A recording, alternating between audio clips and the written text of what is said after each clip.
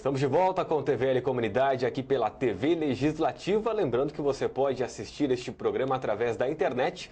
É só acessar o site da Câmara, www.câmarablue.sc.gov.br. Você entra no site da Câmara, vai no link TVL, vê o TVL Comunidade, a hora e o horário que você quiser. Bom, gente, dando continuidade ao programa de hoje, nós vamos falar, conforme prometido, sobre reforma e construção economizando dinheiro.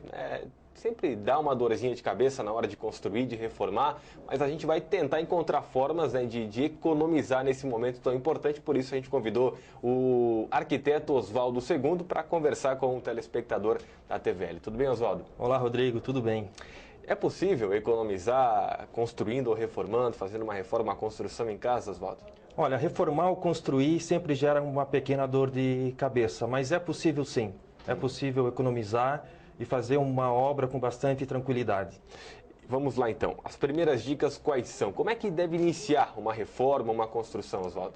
Olha, o primeiro passo, eu acho que é um dos passos mais importantes para iniciar qualquer tipo de obra, seja residencial, comercial, uma reforma ou até uma incorporação. É o planejamento. Nesse planejamento, onde se insere-se o desenvolvimento do projeto arquitetônico. Então, o primeiro passo seria a pesquisa para contratar um bom profissional para desenvolver esse projeto arquitetônico. Um projeto arquitetônico tem que ser feito obrigatoriamente com um profissional? É possível fazer ele só no desenho? Porque tem gente que às vezes faz o desenho da planta, enfim. Pode não dar certo fazendo dessa forma? Tem bastante gente que já chega com o projeto praticamente pronto, feito em casa. Dessa maneira, eu acho que tem 100% de chance de ter muito estresse durante a obra. Então, existe a obrigatoriedade de se contratar um profissional, um arquiteto, com registro no CREA, uma emissão de ART, uma anotação de responsabilidade técnica, para garantir o sucesso da obra. Bom, que problemas são esses, Oswaldo? O que as pessoas podem encontrar de estresse caso não tenham um projeto bem definido? O principal problema, eu vejo que não é nem durante a obra, é o pós-obra. É a pessoa, depois que terminou a construção da sua casa ou a sua reforma, ter ali onde a pessoa vive um ambiente não de acordo com as suas necessidades, não de acordo com os seus desejos. Então, o principal objetivo do profissional é determinar um programa de necessidades e ver a real necessidade de ambiente daquela pessoa. Agora, contratar um profissional especialista, também implica em custos. É muito caro? Mais ou menos em torno de 3 a 7% do valor total da obra, podendo economizar esse profissional de 30 a 40% do custo final. Então, ele se torna barato. Então, se você for fazer uma reforma, por exemplo, de R$10.000, você gastaria mais ou menos uns 700, 800 reais aí com 700, 800, até R$2.000, dependendo do tipo de obra. Então, fica muito subjetivo estipular o valor para um projeto arquitetônico. É importante também fazer pesquisa, obviamente, de preços, principalmente de materiais, A qualidade também é importante, arquiteto. Esse primeiro planejamento, então, a primeira etapa dele seria a pesquisa de profissionais disponíveis para fazer esse determinado projeto. Certo. Como que a pessoa vai contratar? Geralmente por indicação. Então, tem que pesquisar o portfólio desse profissional, o que ele já fez, o que ele tem feito, para ver se ele está adequado a resolver o problema desses clientes. Claro que os orçamentos são importantes também. Onde é que é mais difícil reformar, casa ou apartamento? O apartamento, ele tem necessidades específicas porque ele está inserido dentro de um edifício. A estrutura se torna muito importante e o relacionamento com os apartamentos vizinhos, seja ao lado inferior ou superior, se torna importante. A casa, a gente não teria esse relacionamento. Então, com uma casa, a gente consegue identificar a estrutura facilmente. Num apartamento, num edifício, se torna importante o contato com a construtora daquele edifício, para a gente identificar o sistema construtivo que foi feito para ver onde que a gente pode intervir ou não. Existem certos sistemas construtivos que não nos permitem retirar paredes ou construir novas paredes. Existem sistemas que permitem. Esse também é um dos problemas, sem um planejamento, uma parede a mais, uma porta no lugar errado, um gasto excessivo, um material que sobra também. Isso também são prejuízos, né, que devem ser levados em consideração. Os principais vilões de uma obra, além dessa falta de planejamento, é o retrabalho e o desperdício de material. Tá, isso tudo está muito vinculado à qualidade da mão de obra também. O retrabalho, vinculado ao projeto arquitetônico, vamos pensar assim, construiu uma parede. Os clientes não sabiam como que ia ficar aquele ambiente com a parede dividindo os dois. Então, é falta de clareza do projeto, vai demolir a parede. E o desperdício é a qualidade da mão de obra. Se gastar mais do que o necessário para se construir determinado elemento. Bom, vamos dar alguns exemplos práticos também para a nossa comunidade, Oswaldo. Para quem quer, por exemplo, fazer uma reforma dentro da casa, mudar a estrutura, enfim, fazer uma renovação. Como é que deve iniciar? Qual que deve ser o procedimento prático, assim, para a gente entender? Primeiramente, contratar um profissional, arquiteto, passar todas as informações disponíveis para ele, não só as informações de ambiente, quais são as necessidades, se o ambiente que eles têm está muito grande, está muito pequeno, está muito integrado, não está integrado. E colocar também a disponibilidade financeira. Qual é o limite de investimento daquela determinada obra?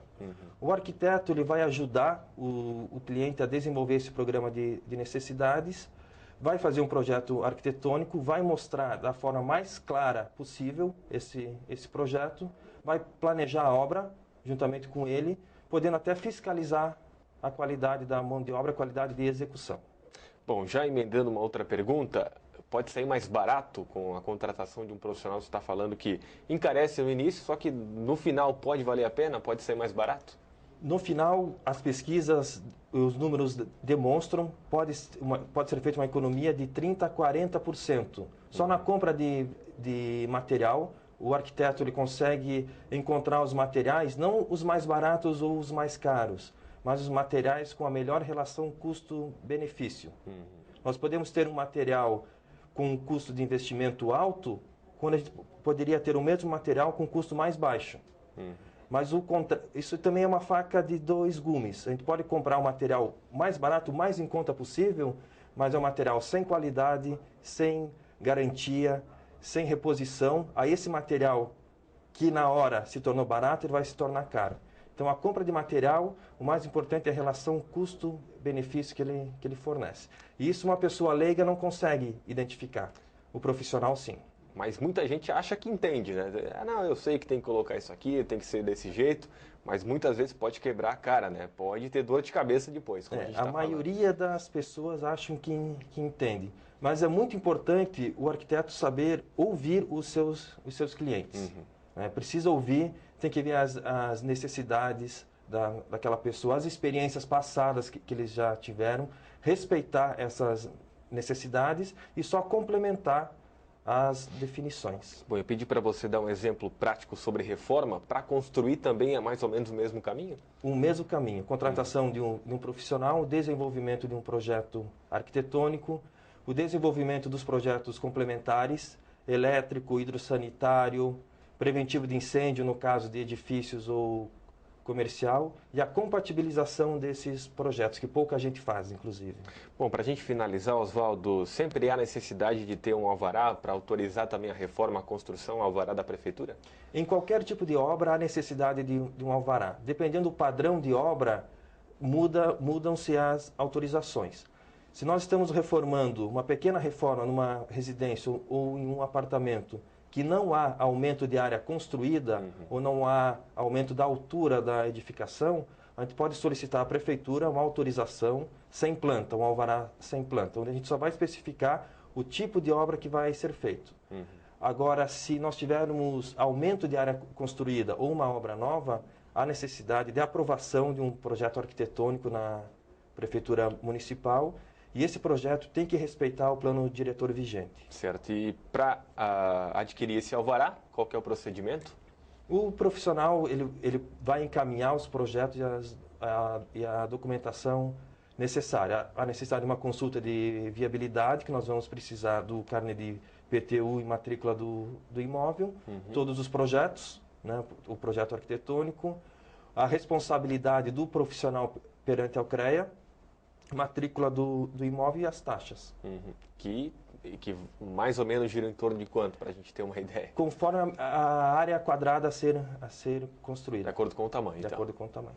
Oswaldo, mais alguma outra informação para a gente fechar? Alguma dica para encerrar aqui essa tua participação sobre reforma, construção, economizando dinheiro, que é muito importante. Todo mundo quer economizar, não quer ter dor de cabeça na hora de fazer uma reforma, uma construção. Então, a sua dica final aí. A principal dica eu vejo que é se planejar antes, por uma pequena reforma, pelo menos 30 a 60 dias de planejamento com projeto, fazer pesquisa de preço, identificar os profissionais e investir em qualidade de mão de obra. Obrigado pela sua entrevista, um abraço. Eu agradeço a oportunidade. Oswaldo II, arquiteto, veio falar para a gente sobre reforma e construção sem ter dor de cabeça. Sempre tem uma dorzinha de cabeça e outra, mas dá para tentar ter um pouquinho menos de dor de cabeça e também economizar na hora de construir ou reformar. Com isso, a gente fecha aqui o TVL Comunidade desta semana. Obrigado pela sua companhia e até nosso próximo programa. Tchau, pessoal!